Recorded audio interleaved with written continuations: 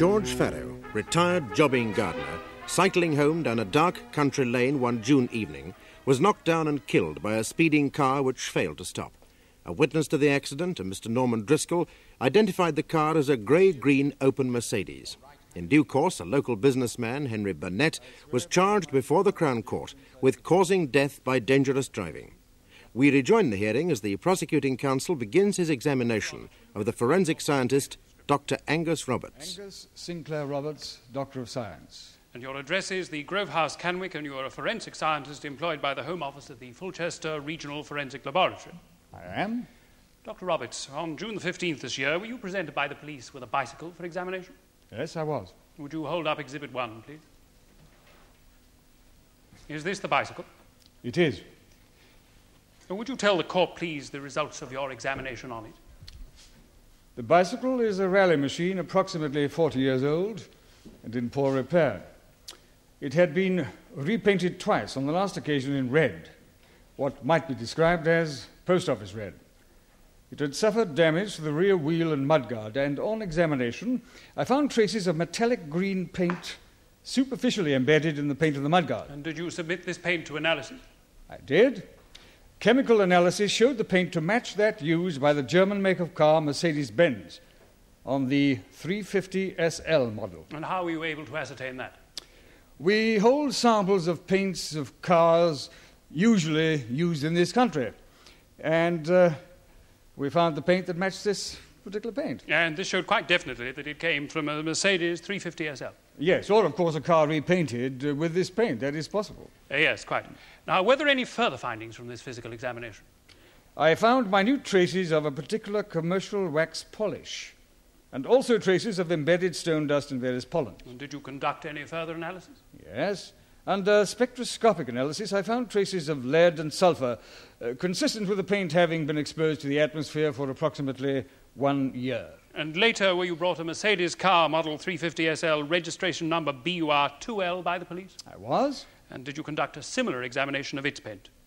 I took samples from a recently repainted portion of the near side wing, and also from an untouched portion of the car. Now, the paint from the newly painted portion differed significantly, showing, of course, no pollutants. That from the original paint matched exactly the sample from the bicycle and was polished with the same brand of commercial wax. And what did you conclude from this? That the paint from the bicycle could well have come from this particular car. Thank you, Dr. Roberts. Dr. Roberts, you said that the paint found on the bicycle could well have come from the car that was brought to you. That is so. Now, this particular car was imported into this country in August 1972, and that, of course, would tally, would it not, with the pollutants found in it? It would. Are you aware how many cars of this model and colour were imported into this country between January and October 72? No, I'm not. Would you be surprised to learn that it was over 200? No, it's a very popular car with those who can afford it. And these cars would show broadly the same deterioration in their paint from atmospheric attack and so on. It would vary from region to region, but broadly, yes. And are you aware that this commercial wax is specifically recommended by the makers of this car? Yes, so I understand. Therefore, would it not be equally accurate and less misleading to say that the paint you found on the bicycle could well have come from any one of 200 cars? My statement was entirely accurate. It is unscientific to confuse possibility with probability. Now, Mr. Burnett will state, and the police witness has already quoted him as saying, that the damage to his near side wing that necessitated the repainting of the car was caused by a slight collision with his son's car. Yes, so I believe. Now, did you examine this particular car, the MG belonging to Mr. Burnett's son? Yes, I did. It was also brought to me by the police. And would you describe what you found, please? On the edge of the driver's door, I found traces of metallic green paint of the type used on the Mercedes-Benz model 350 SL. And did you subject this to analysis? I did. And what did you find? That it could have come from any one of, I think you said, 200 similar examples of this particular car. But, as a high probability, it came from the one owned by Mr. Burnett. Thank you, Dr. Roberts. No further questions. I have no further questions. You may stand down. My lord, that concludes my examination of witnesses for the prosecution. In that case, my lord, I should like to call the accused, Mr. Henry Burnett. I shall give you the truth, the whole truth, and nothing but the truth. You are Henry Burnett of the glebe Paley in the county of Fulchester? Yes, I am. Are you married, Mr. Burnett? Yes. And I believe you have 2 children. Yes, my son Neville and my daughter Leslie. And what age are you? I'm 45. What is your occupation?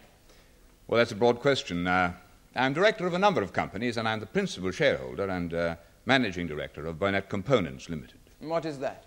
It's a company producing a wide range of motor car accessories with a factory at Chelton, outside Fulchester. And I believe you have many other social interests as well. Well, yes, I have. I'm vice president of the Fulchester Chamber of Commerce, chairman of the Fulchester Rotary Club, and I'm also chairman of the Fulchester Rugby Club. I'm also a prospective parliamentary candidate for Southby. And aside from your professional interests in cars, I understand that you are a keen motorist as well. Yes, I am. Cars and driving are my special hobby. How long have you been driving? Oh, more than 25 years. And except for the 2 speeding prosecutions that I've already cited, with a completely clean record. Yes, and may I say here that I consider that those prosecutions were brought deliberately, in a deliberate campaign of harassment. And I believe that during your motoring career, you have also owned a large number of cars. 35. At the present, I have just the 2, personally, that is. One of them being the Mercedes 350 SL. Yes. And you take great pride in your cars and in your motoring skill. Yes, I do. Very much so. Now, Mr. Burnett, I'd like you to give your own account of your movements on the evening and night of June 14th, 1973, please. Well, I left my home in the Mercedes at about 8 o'clock. Now, I beg your pardon, could you start a little earlier than that? From the time you left your office at the factory, say. Well, I was using the rolls at that time. I left my office shortly after 6, taking with me my secretary, Mrs. Emberton. Now, I should say my wife was away in Davos with our daughter. And that is Davos in Switzerland? Yes, she'd gone there ahead. And I was to join her at the villa on Saturday. This was Thursday, you see. So I wanted to clear up my business, so as to have time for packing on the Friday. So I asked Mrs. Emberton if she'd come home with me, with some papers, and have a working supper. What time did you arrive at home? Well, we arrived at my home at about 6:30, went into the kitchen, had a drink and a bite to eat. As I say, we'd planned a working supper. I discovered some important documents were missing. Then I remembered I'd given them to a Mr. Danville. Now, he's one of my directors. I knew his wife wasn't well.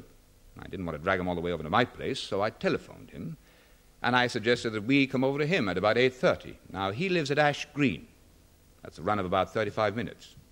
It was a nice warm evening, so I thought, well, we might as well go over in the open car. So I went outside and took the Mercedes out of the garage, got the hood down, I left it in the driveway, and went back into the house. Now, a few moments later, just as we were about to leave, I heard my son's car driving in. And then I heard a bang. So I dashed out. I saw that he'd stopped his car right by mine, facing the same way. He'd thrown open the door, and he'd hit my near side wing with the edge, making a dent, damaging the paintwork just behind the headlamp. I mean, it was a bloody careless thing to do. I'm sorry, I beg your pardon, my lord. Your son, I take it, is not such a careful driver as yourself, then? No, he is not. And I've often blown him up about it. So it was this careless act by your son that caused the damage to your Mercedes that we've heard so much about? Yes, it was. And none other. There was no subsequent collision before you put the matter into repair the following morning? No, none.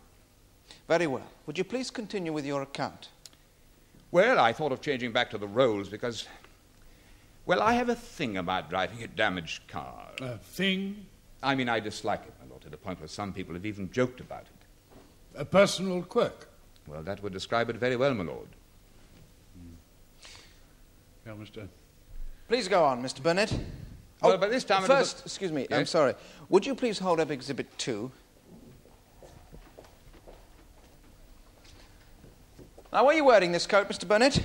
No, not at that time. I put it on later. I keep it in the car. Thank you. Please go on. It was then about 8 o'clock, and I didn't want to keep Mrs. Emberton out late, so we went off in the Mercedes. Now, I must admit, I did put a bit of speed on. That must be where the police saw me on the way to Ash Green, doing all of 76 miles an hour. And that would have been on the A135? Yes, you get on it a few miles south of Paley.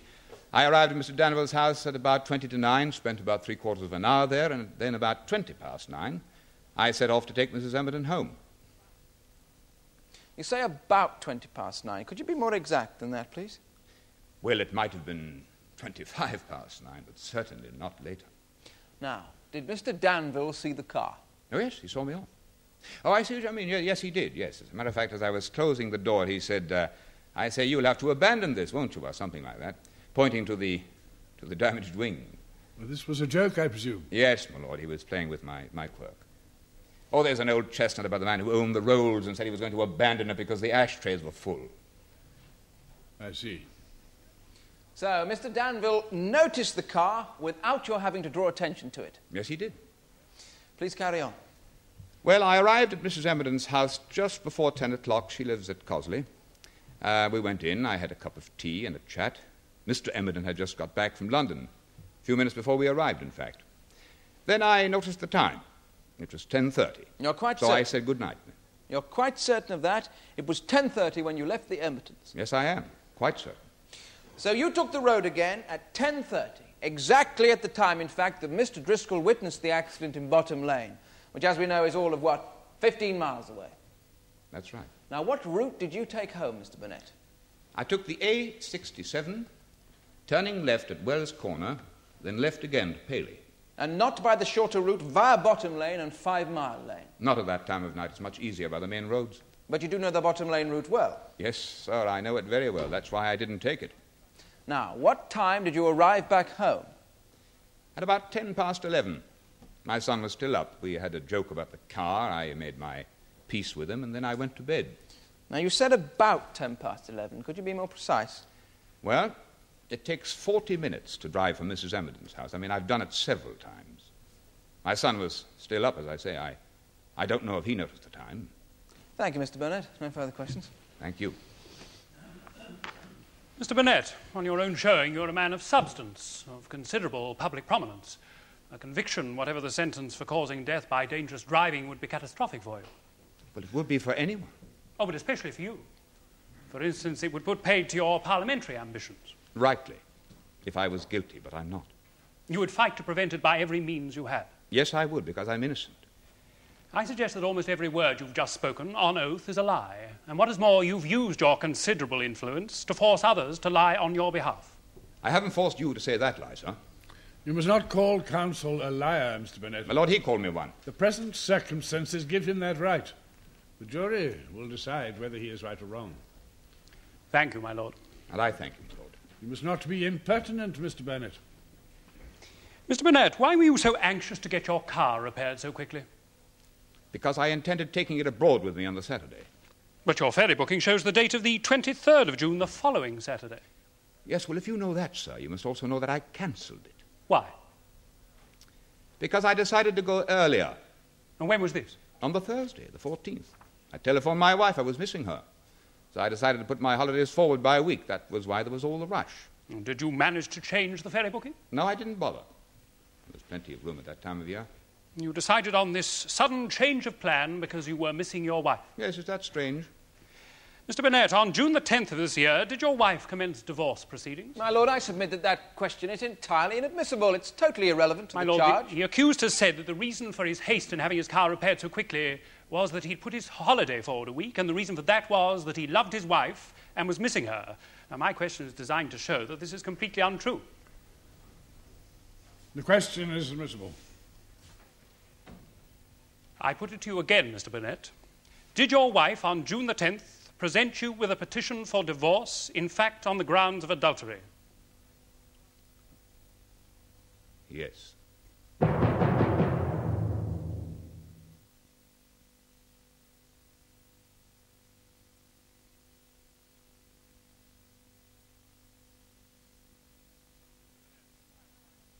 Now, Mr. Burnett, to clarify the position, the petition was served on the 10th. And when did your wife and daughter leave for Switzerland? On the 6th. So that she caused the petition to be served while she was away. Yes. Would you say that implied a loving relationship? I wanted to talk to her, to see her. You see. I suggest you had no intention of joining your wife after you had cancelled your ferry booking. You can suggest what you like, sir. That you invented this desire to see her to lend colour to your story about needing your car repaired so quickly. If you can think that, you can think anything. It's not what I think, Mr. Burnett. It's up to the jury to form their own conclusions. Thank you. No further questions. Mr. Burnett, the prosecution has elicited, for what reason I shall leave the jury to judge, that your wife served a petition against you for divorce on the grounds of adultery. Now, has she any grounds for such a suit? No, none whatever. And has she since withdrawn those proceedings? Yes. And you're living together again? Yes, we are, thank God. Thank you, Mr. Burnett. No further questions. Thank you. The accused will return to the dock. Thank you, my lord. I'll call Mr. Leonard Hooper, please. What work do you do there? I'm the foreman in charge of vehicle maintenance. And what exactly does that involve? Well, I keep all the company vans and cars in good order, running and shining. Running and shining? Well, that's an expression we use. Whenever a van or a car is ready for the road, we say it's running and shining. Mr. Burnett is very hot. He's very keen on having all the company vehicles looking very sharp. No dents or scratches, and the paint looking factory fresh. And at Burnett you have all the means to keep your vehicles running and shining. Oh, yes, we're very well equipped with a panel and paint shop. Better equipped than some motor repair firms that do it for a living, you might say. Now, is it customary, that is part of your department's work, for you to attend to Mr. Burnett's private cars? Yes, and the other directors. I wouldn't like them to go anywhere else. It would be a reflection. So it's quite usual for Mr. Burnett to ask you to do a repair job on one of his own cars? When it's necessary.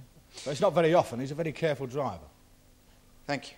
Now, I want you to recall the morning of Friday, June the 15th of this year. Mr. Burnett brought his Mercedes car to your repair shop. Yes, he did. Now, what time was this? 20 to 8. Were you surprised to see him that early? Well, no, he's always in the office at 7:30, and we start working the shop at 8 o'clock. But you were there at 22. Well, I never like to be later than the boss, and there's always something to do. Now, what took place between you? Well, he drove in and he said, look, Len, what my son's done to my car. And I said, well, don't worry about that. I'll fix it so that you won't know it. And he said, can I have it by 4 o'clock? And I said, well, you can have it by noon as soon as the paint's dry. Would you describe the damage that you found, please? Well, it was just what you'd expect in view of what happened. There was a dent and a scratch about 3 inches long, and the paint was broken just behind the near side headlamp. Well, luckily it was below the level of the trim, and I didn't have to spray any higher than that. Were you surprised that he was bothered about what seemed to be such a trivial piece of damage? Well, not Mr. Burnett. And you found no signs of other damage that could have been caused by another collision, say, at the same place? No, sir, it was just what I said. Thank you, Mr. Hooper. No further questions. Mr. Hooper, you've worked for Mr. Burnett for 11 years, and you clearly think a lot of him as an employer. Yes. And as a man, too? Yes. Isn't it a fact that you owe him a lot personally? I don't know what you mean. Well, that's rather ungrateful, Mr. Hooper. Didn't Mr. Burnett in 1969 advance you a personal loan of £2,000? Yes. Well, why did you need it? Well, I had some expenses. Isn't it a fact, Mr. Hooper, that your daughter suffers from kidney disease and is on dialysis? Yes. And that Mr. Burnett advanced the money for the machine to be installed in your own home because the local hospital couldn't take her? Yes. And this really saved the life of your daughter? Yes, it did. So that, in fact, you owe Mr. Burnett a great debt of obligation. Well, he was very good to us. I therefore put it to you that if he asked you to do him a special personal favour, you would have no hesitation in doing it. He never asked anything out of the way. He's not that kind of man. We shall see what kind of a man Mr. Burnett is. Thank you, that is all. I have no further questions, my lord. You may stand down. I'd like to call Mr. Neville Burnett, please. Neville Burnett, living at the Glebe, Paley, and you are the son of the accused. Yes. How old are you, Mr. Burnett? I'm 20. Could you please speak up so the jury can hear you? I'm sorry, I'm 20. Thank you. Now, what is your occupation? I'm an apprentice. At what trade? In my father's factory. I see, so you're going through the ropes, as it were. Yes. Now, I want you to recall the events of the evening of June 14th. And can you recount your own actions on that evening, say from 7 o'clock onwards? I'd been to see a friend at Hickey. It's nearby, and... This would be in your own car, would it? The MG? Yes. Go on, please. Well, I left there about 7:45 and went straight home. My father's car was in the drive, his Mercedes, and I came up and stopped by it. And as I opened my car door, my hand slipped and the door banged against the Merc. Now, I should like you to describe this incident very carefully. Where exactly was the Mercedes? It was just in front of the garage. I came up on the left-hand side and stopped just a bit ahead and caught the Mercedes behind the headlamp. I see. Did you examine the damage? Yes, there was a scratch and a bit of a dent. What happened then? Well, then Dad came out. My father came out with Mrs. Emberton, and I showed him what had happened. And he wasn't exactly pleased with what he saw? No. What happened then? Well, then my father drove off in it with Mrs. Emberton. And were you still up when he returned home that night? Yes. What time was that? I had the radio on, and it was after the news. It was about 11:15. Yes, 11:15, it must have been. I heard my father garage the car, and then he came into the kitchen. We had a chat, and then he went to bed. And then I did. And did your father refer to the accident earlier in the day? Yes, he said he'd take it into Len Hooper, and get him to fix it first thing in the morning. And did you see the car in the morning before he took it into repair? No, I wasn't up. Thank you, Mr. Burnett. Mr. Burnett, you say you were 20. Yes. Last birthday or next? Well, next, in January. So you're really still 19. Yes. Well, there's no crime in that, but this is a court of law, and we have to be exact and tell the absolute truth. Do you understand? Yes. Now, you chose to enter your father's factory and, as it were, to follow in his footsteps. Yes. What school did you go to? To Emsworth. Well, that is a public school of a special sort, isn't it? I don't know what you mean. Oh, I think you do. And you really must speak up, Mr. Bennett. I'm sorry. Isn't Emsworth a school for what might be politely called misfits in education? Boys who haven't done well in other schools? Some of them. Were you at a previous school? Yes. Where was this? At Harrow. Well, why did you leave? Well, you seem to know. Now, don't be impertinent. Wasn't it, in fact, because you weren't doing well there, and it was suggested that you go to another school? Yes. Well, let's turn to Emsworth. Did you do well there? All right. Did you pass your A-levels? No. But you tried to? Yes. How many times? Well, twice. And you failed? Yes. So that you couldn't go to a university? No. And as a last resort, your father put you into his factory. Wasn't that the case? Yes. So it wasn't your own choice? No. So that you lied when you said it was your own choice? You lied to the court? My lord, I do object to this bullying of the witness over such a trivial point. My lord, much of the case for the prosecution depends on the credibility of this witness. Mr. Burnett, you are a young man and in a position of difficulty. But you are on oath to tell the truth. You must answer precisely the questions that are put to you. You understand? Yes. Are you on good terms with your father? We get on all right.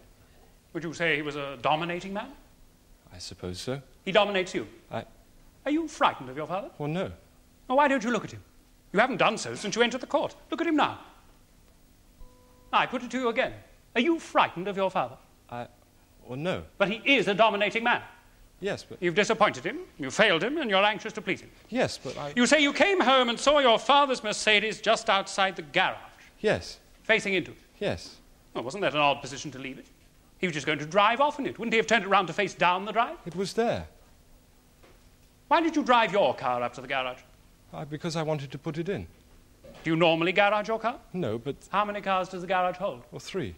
Your father's 2 cars and your mother's? Yes. So there's no room for yours. No, but Then why did you drive it up to the garage? I thought there might be. I don't believe you drove it up to the garage at all. I did. You also said that on the night of the accident, your father returned home at 11:15. Yes. I suggest that is what he told you to say. It's true. I suggest it is a lie and that he actually came home earlier, and you are supporting his story because you're completely under his thumb, frightened of him, ready to lie to the court, perjure yourself. It's true. Rather than face your father's anger because you're afraid of what he might do to you. You are lying, aren't you? No, I'm not. Why don't you tell the truth? I am.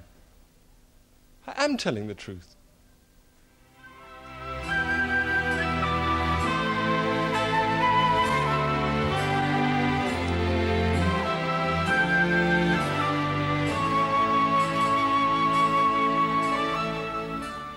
The case of the Queen against Burnett will be resumed tomorrow in the Crown Court.